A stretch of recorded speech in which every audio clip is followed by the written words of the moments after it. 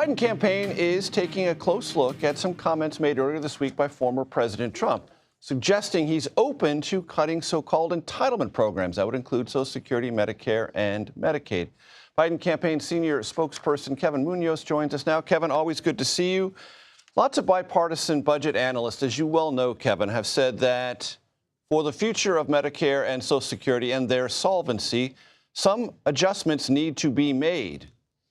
But you don't agree, and neither does the Biden campaign. True? Well, look, thank you for having me on, Major. What we're talking about is the lifeline for America's seniors. We're talking about their hard-earned benefits that they have paid into for decades, and they need a president that is focused on fertilizing these hard-earned benefits. The president has brought forth plans to increase the solvency of both programs, not someone that's willing to put them on the chopping blocks. They don't want somebody from Park Avenue that doesn't understand the pain of working people. And that's why we're telling Americans across our battleground states with more than 13 events about the risk of a Donald Trump presidency, not just to your Medicare and Social Security, but to all of your hard-fought, hard-earned freedoms and rights. And extending that solvency would be achieved by raising taxes on the wealthy, correct?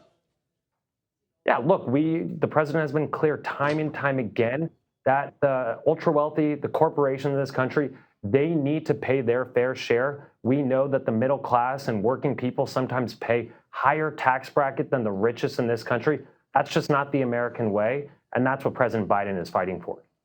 Kevin, I want to read to you something I came across in The Hill today. Quote, President Biden didn't see a bump in polling after his State of the Union address last week, with new polls showing no improvement for the incumbent. It continues. Ahead of the State of the Union, Biden's approval rating was 40% in a Yahoo News YouGov poll. In a new survey released Tuesday by the same duo, the president's approval rating had fallen to 39%.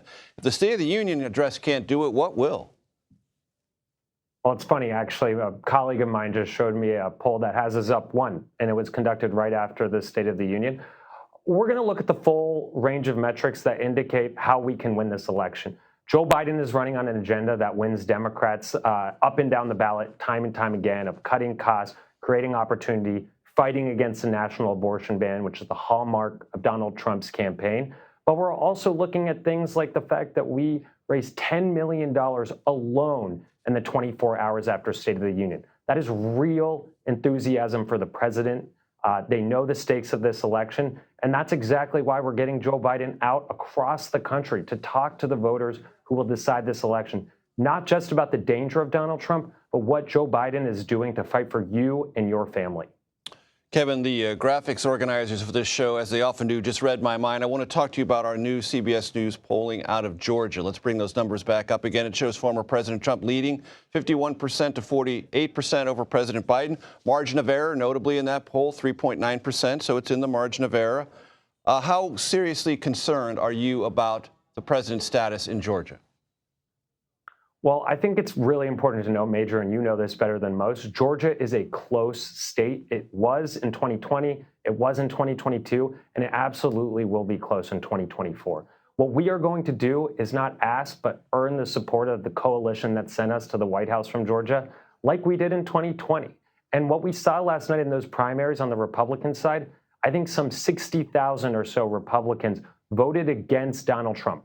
That is 60,000 voters that do not want him to be reelected and are opportunities for Joe Biden to pick up in a state that we won by 11,000 votes last time. So look, it's a hard state. We're putting in the work. You saw the president there last weekend talking to the diverse coalition that is critical in the state. And on the other side, you have Donald Trump, who attacks Haley supporters. Today announced that they're doing no outreach to communities of color. It couldn't be further from the story that we're telling on our side. Kevin, the former president has said that he wants to debate the president anytime, anywhere, under any conditions with any moderator. Will the president take him up on that? I think it's really funny that Donald Trump keeps saying things from Truth Social when he just stays in the basement of Mar-a-Lago. I don't think he's done any campaigning this week while the president's been out there. But look, Major, the president is traveling the country, talking to the voters who will decide this election. We haven't had the conversation about something that may happen in August, but what I can say is the debate plays out every time Joe Biden talks about what he is fighting for and what Donald Trump is fighting for, which is bad, it's rejected, it's toxic, and it's not the American way. Kevin, looking at the electoral map from 2020, can you identify a state that candidate Biden lost that President Biden will win in 2024? Oh, look, we're going to be competing in the critical states that sent us to the White House back in 2020, but we absolutely see opportunity. And I think look no further than a state like North Carolina, where the Republican gubernatorial candidate has openly mused about attacking political opponents, literally with violence, who has said that women shouldn't vote, that has been a part of some of these insurrection conversations that have been very repulsive to swing voters. So this is a state where we're going to be talking about the full suite of the issues on the line. North Carolinians know the impact of MAGA Republican leadership that took away women's rights, and that's why you've seen us really investing heavily in that state so far. The consensus, Kevin, is that Arizona, Nevada, and Georgia are probably the three states in which the president is currently most vulnerable. Of those three, which concern you the most? I think we feel really good about the opportunity we have, not just through the Rust Belt, not just in North Carolina, but on these Sun Belt states like Georgia, like Nevada, like Arizona, where the president's agenda is making a real impact on economic opportunity. These are states, Arizona and Georgia, where abortion rights are very much on the ballot. And these are states where MAGA Republicans continue to run candidates that run absolutely counter to the values of their population. So look, every state is going to be close. Our country is divided, and we need to put in the work to talk about who is fighting for Social Security, who is fighting for addressing gun violence, who is fighting for the middle class. It's only Joe Biden. Kevin Munoz, as always, thank you. Thank you, Major.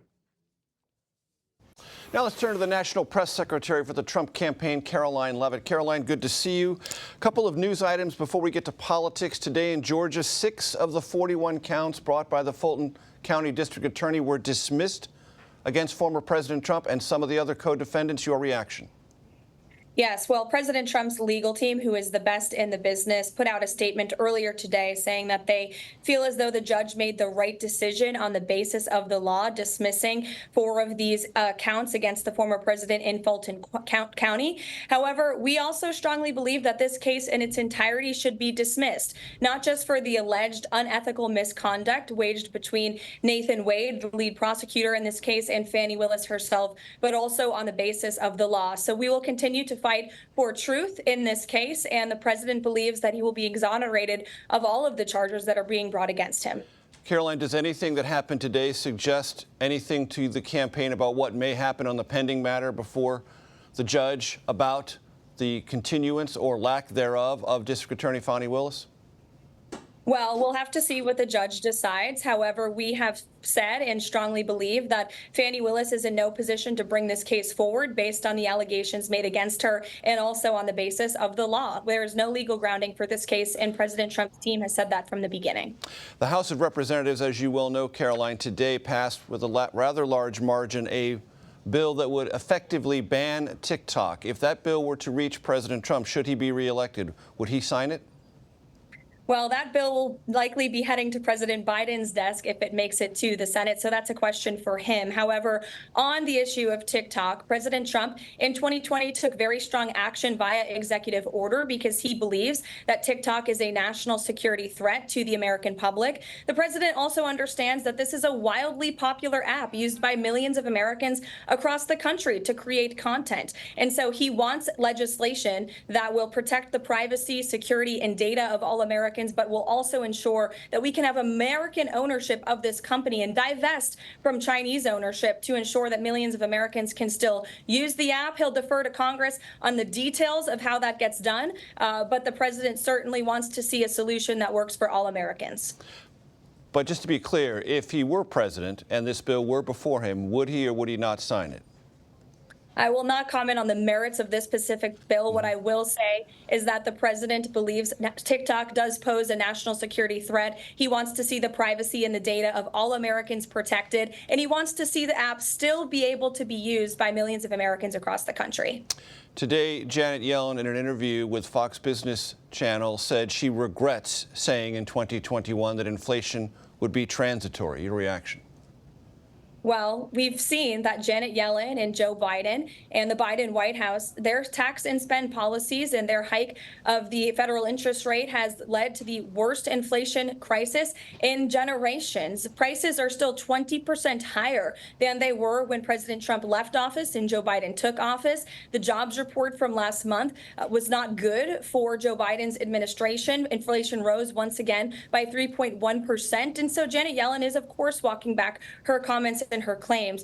Whether inflation has gone down, that's what the Biden White House is claiming. Overall, it doesn't mean much to the American voter, who is still spending thousands of dollars more every single year just to have the same quality of life as they were under President Trump's leadership. And I know you know this, Karoline, but the White House didn't raise interest rates. The Federal Reserve raised interest rates. Earlier this week on CNBC, when asked about entitlements, former President Trump said there is a lot you can do in terms of cutting. That's a direct quote. Was he advocating in that response for cuts in the future to entitlements? No, absolutely not. And thanks for giving us the opportunity to clarify what the president said. He was referring to cutting waste, fraud, and abuse that we've seen plague America's entitlement programs, including Social Security and Medicare, for far too long. The president has always said he will protect Social Security for hardworking seniors across this country. He did it in his first term. He will continue to strongly protect Social Security benefits in his second term. Does that also include Medicare and Medicaid? Absolutely. Okay. I want to read you something I came across today from Axios. Democrats' advantage among Black, Latino, and Asian voters is at its lowest since 1960, Financial Times columnist and chief data reporter John Byrne Murdoch found by analyzing a massive set of polling data. Karoline Leavitt, from your perspective and the Trump campaign's perspective, is that a permanent state of being? Yes, absolutely, because all Americans, Hispanic Americans, African Americans, independent voters, women are realizing that their lives are worse off today than they were under President Trump's leadership. We had a secure border under President Trump. Now we've had a border crisis. Nearly 10 million illegal immigrants have come into this country under Joe Biden's administration. We had peace around this world under President Trump. Now we've seen Russia invasion of Ukraine. We've seen Iranian-backed terrorists in the Middle East launching brutal attacks on our friend and nation ally Israel. And President Trump's economy was booming, both pre and post pandemic. Now we've had the worst inflation crisis in a generation. All Americans are feeling the consequences of Joe Biden's policies, and that's why he's losing his base. He virtually does not have a base left, and it's why President Trump is in the strongest position to win than he ever has been since 2016. Very quickly, Karoline, in Georgia yesterday, even though it was effectively over and everyone knew it, 87,273 participants in the Republican primary voted for someone not named former President Trump. Does that in any way worry the campaign, and is there going to be an outreach to those disaffected Republicans still not on board? We welcome all Republicans, independents, and even disillusioned Democrats to join President Trump in this fight to save our country. He is now the Republican nominee of the Republican Party, and we are 100% focused on defeating Joe Biden so we can restore peace and prosperity and safety to America. This is a binary choice on November the 5th. If we want to continue the chaos and the destruction that have been created by Joe Biden's policies, then he's your guy. But if you want to secure our southern border, bring peace around this world, and rebuild our military and our economy, then President Trump is the only option. Karoline Leavitt, thanks so much for your time. Thanks, Major.